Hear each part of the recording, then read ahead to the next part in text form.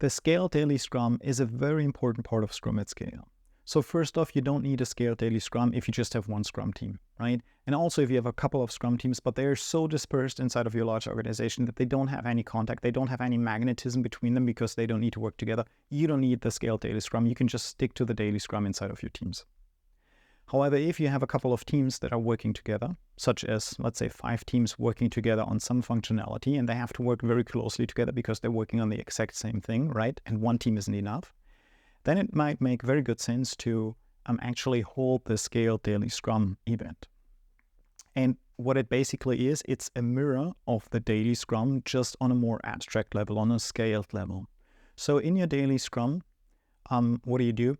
You replan, you share knowledge, you raise impediments, right? And this is exactly what the Scaled Daily Scrum does, only at a higher level, right? So it has these exact same functions, but instead of having the team members together with a Scrum Master and Product Owner, as happens in the Daily Scrum, what you'll have delegates from those 5 Scrum teams meet up together and hold their Scaled Daily Scrum. And when I say delegates, it usually tends to be the Scrum Masters, right? This is the easy go-tos, but it means you can also bring somebody else, or you can send somebody else. For example, I'm not a technical person. If I cannot even explain something, I don't need to go there myself. I can just bring somebody along or send someone more technical there.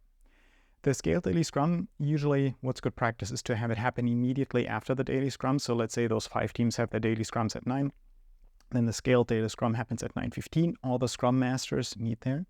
And the Scaled Daily Scrum is being led by the Scrum of Scrum Master. The Scrum of Scrum Master is a more experienced Scrum Master. You don't want to have the junior guy that just started out leading that meeting.